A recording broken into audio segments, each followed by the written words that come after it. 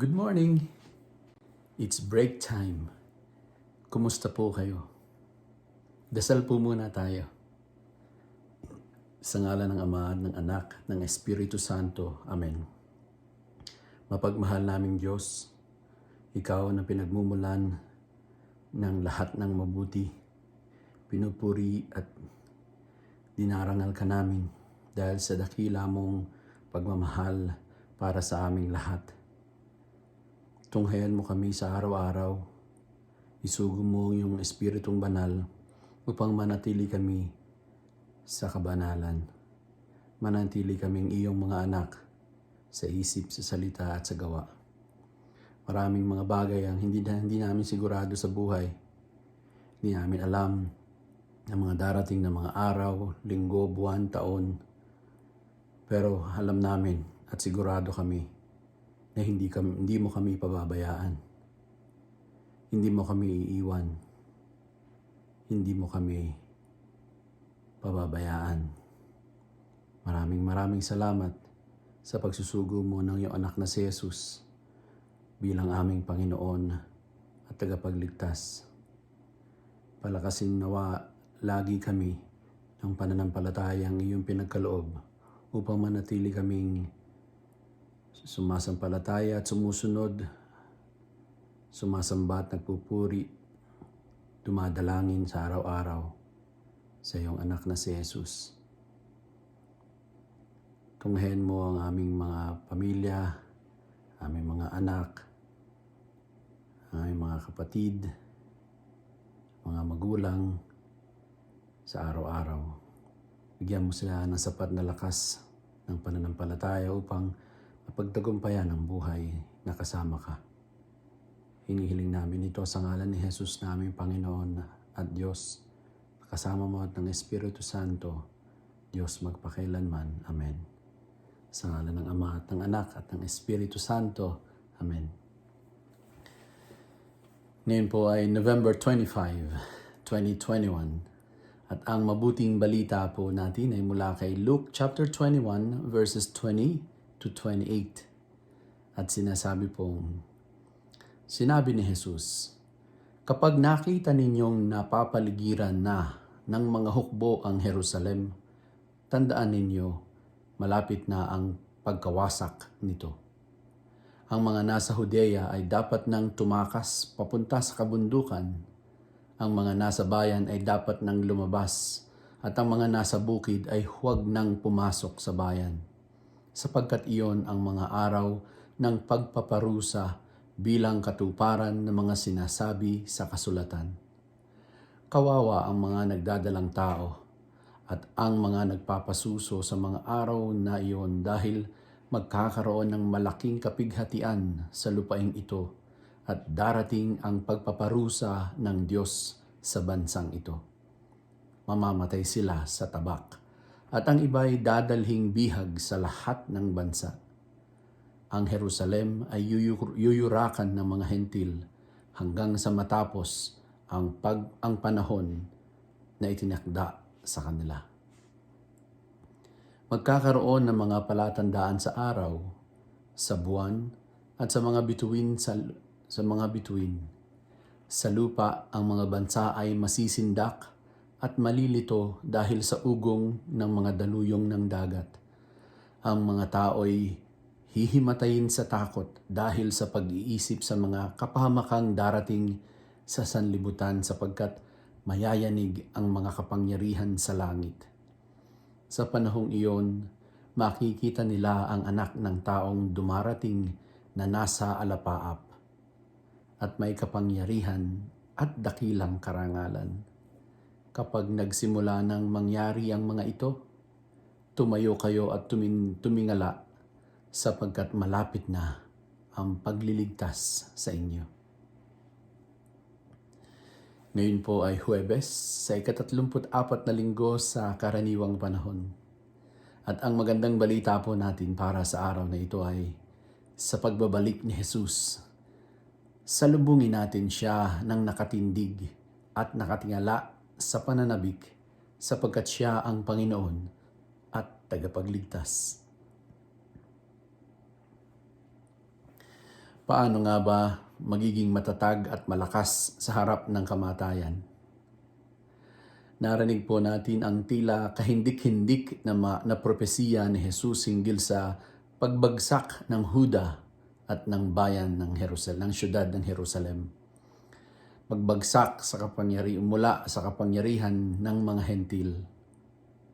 Sa kanyang pagsasalarawan, binigyan niya ng diin na ito ay araw ng pagpaparusa bilang katuparan ng sinasaad sa kasulatan. Malaking kapighatian ang sasapitin ng lahat ng mamamayan ng Jerusalem. Sila ay mamamatay sa tabak, habang ang makaliligtas ay dadalhing bihag at ikakalat sa iba't ibang bansa. Yuyurakan ng mga banyaga ang ipinagmamalaki nilang katanyagan bilang ang piniling bayan ng Diyos. Bakit? Bakit?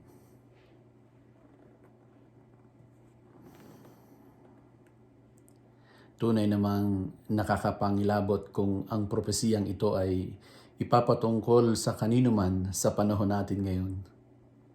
Kasi bukod sa mga ito ay may kaakibat, may bukod sa mga karumaldumal na mga na pangyayari ng pagkamatay ng marami, ay mayroon pang kaakibat itong mga tanda sa araw, sa buwan, sa bituin na talagang magpapasindak sa mga tao. Marami umano ang hihimatayin sa takot sa sobrang pangamba. Ganon kaigting ang daranasin ng mga tao. Pero sabi nga, ito ay isang pagpaparusa. Ang parusa ay natatamo ng mga taong hindi naging tapat sa kabila ng kaalaman sa mga dapat gawin ay hindi nabuhay hindi isinabuhay ang ng taimtim ang maging tapat sa tungkulin. Sa halip na muhay na punong-puno ng pagkakasala, kung kaya't parurusahan. Ano nga ba ang nangyari? Papaano umabot sa ganito ang kapalaran ng Israel? Kaibigan, sa kasaysayan, nangyari na nga ito sa Israel. Makailang beses na. Ang pinakahuli nga ay noong 70 AD nang sakupin sila ng Roman Empire at wasaki ng templo. 5 buwan. 5 buwang naghirap ang taong bayan. Maraming namatay hanggang sa magiba na nila ang syudad ng Jerusalem, maging ang templo. Pagkatapos, nangyari ito halos 40 taon, 40 taon, halos 40 taon makalipas nang si Jesus ay ipapatay at nabuhay na muli at umakyat sa kalangitan na laluklok sa kanan ng Diyos. 40 taon naganap ang propesiya ni Jesus. Paano kaya? Iniisip ko lang, paano kaya kung mangyari ito sa ating kapanahonan? Huwag naman sana.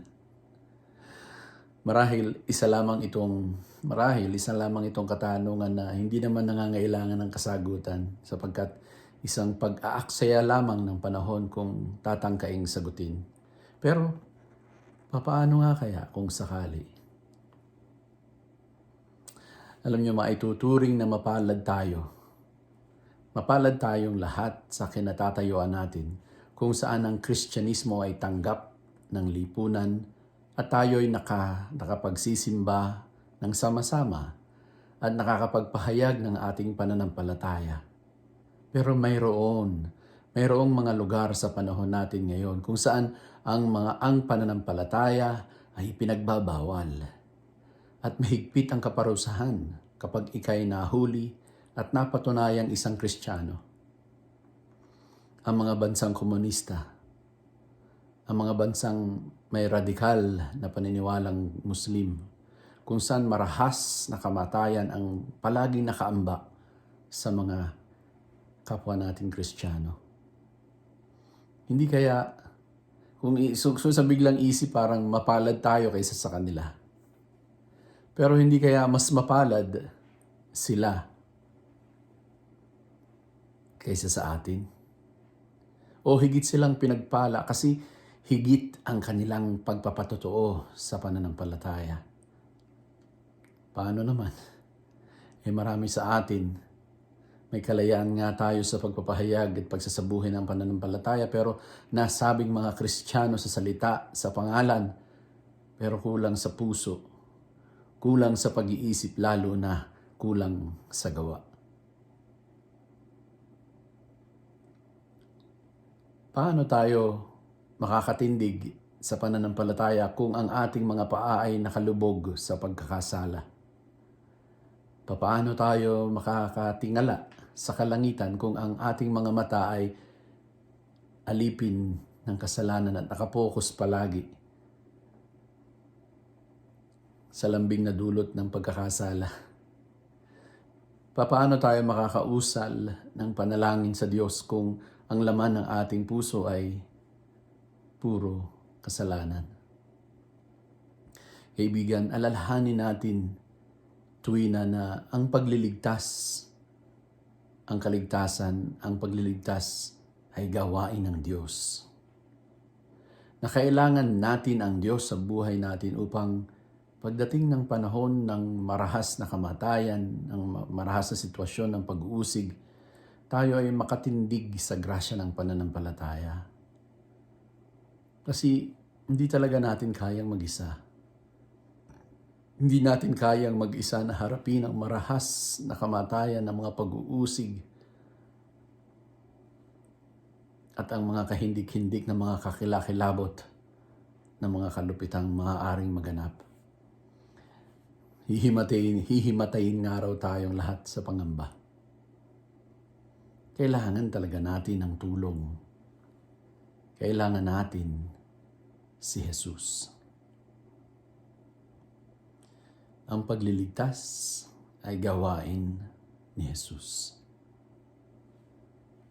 Kung ganun, hindi ba marapat lamang na mangunyapit tayo kay Jesus?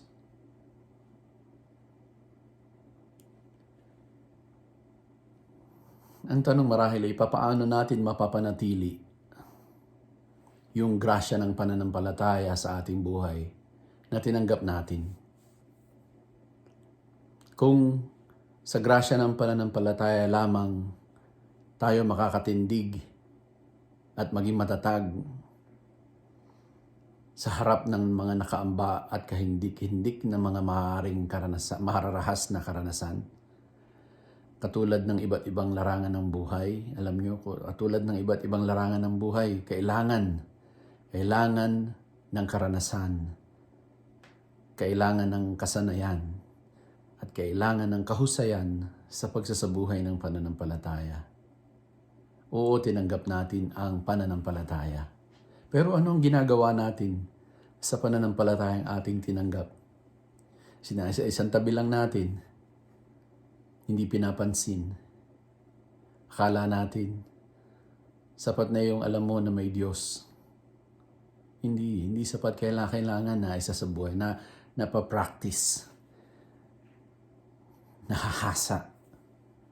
Paano mangyayari yun? Kailangan talagang masanay. At paano mangyayari yun? kung hindi natin ito isa sa buhay. Kailangan ng kasanayan sa pagdaranas ng buhay pananampalataya. At sa larangang ito, hindi natin kakayaning mag-isa. Hindi maaari ang diskarteng pansarili, kundi ang diskarte ng Diyos ang manguna. Hindi maaari yung, sige ako na ang bahala. Hindi po pwede yung ako ang bahala. Bahala ang Diyos. Ang Diyos ang tunay na bahala. Ngayon, kailangan nating makipagkasundo sa Diyos. Kailangan natin tumindig sa pananampalataya kasama ang Diyos. Paano? Kasi kailangan natin ng simbahan. Dito papasok ang pangangailangan natin ng simbahan, ang sambahayan ng Diyos. Kasi sa buhay ng inang simbahan, hindi tayo mag-isang haharap at titindig. Yung pananampalataya ko, kasi ay pananampalataya ng inang simbahan. Hindi maaaring magkaiba ang pananampalataya ko sa pananampalataya ng simbahan sapagkat ako at ikaw ay bininyagan at tumanggap ng pananampalataya ng inang simbahan. Sa buhay ng inang simbahan, hindi tayo mag-isang haharap at titindig. Sama-sama tayong magpupuri at magpapasalamat, sama-samang dadalangin at maninikluhod upang pagningasin ng Espiritong Banal ang pananampalatayang sa atin na ipinagkaloob. Kaibigan, sa piling ng inang simbahan, may katiyakan ng may katiyakan ng pagliligtas. Tiyak ang kaligtasan. Sapagkat sa Kanya, sa inang simbahan, ipinagkaloob ni Jesus ang kasiguraduhan ng Kanyang presensya. Sa Matthew chapter 16 verse 18, ito ang katiyakang Kanyang ipinagkaloob. Sabi ni Jesus, at sinasabi ko sa iyo, ikaw ay Pedro, at sa ibabaw ng batong ito ay itatayo ko ang aking simbahan. At ang kapangyarihan ng kamatayan ay hindi magtatagumpay laban sa Kanya. Walang kapangyarihan ang kamatayan laban sa inang simbahan. Kaibigan, matatapos na naman ang taon. Matatapos na ang liturhikal na kalendaryo ng simbahan, magsisimula na naman tayong muli. At ganoon na rin ang taong ito, malapit na rin matapos ang 2021. Marami na namang mga propesiyang darating na mga tila tatakutin tayo. Subalit huwag tayong matakot kasi may kasiguraduhan. Ito yung madiing mensahe ni Jesus sa atin sa araw na ito. May katiyakan ng kaligtasan sa pananampalataya sa buhay ng inang simbahan. Sapagkat tanging sa simbahan ni Jesus, may tagumpay laban sa kapangyarihan ng kamatayan. Laban sa kapangyarihan ng kamatayang walang hanggan. May kaligtasan sa buhay ng inang simbahan sapagkat ang buhay na nagpapainog ay walang iba kundi ang Espiritong Banal na isinugo ng Diyos Ama kay Kristo Jesus. Kaya naman, mga kaibigan ko, taos sa puso ko ang pagpapaalala sa inyong lahat, sa ating lahat. Manatili tayong nakikipamuhay sa buhay sakramental at liturhikal ng inang simbahan. Sapagkat tanging sa pakikipamuhay sa inang simbahan, may tagumpay. Pagpalain nawa tayo ng Diyos, ipagadya sa lahat ng masama at ihatid sa buhay na walang hanggan. Amen. Peace.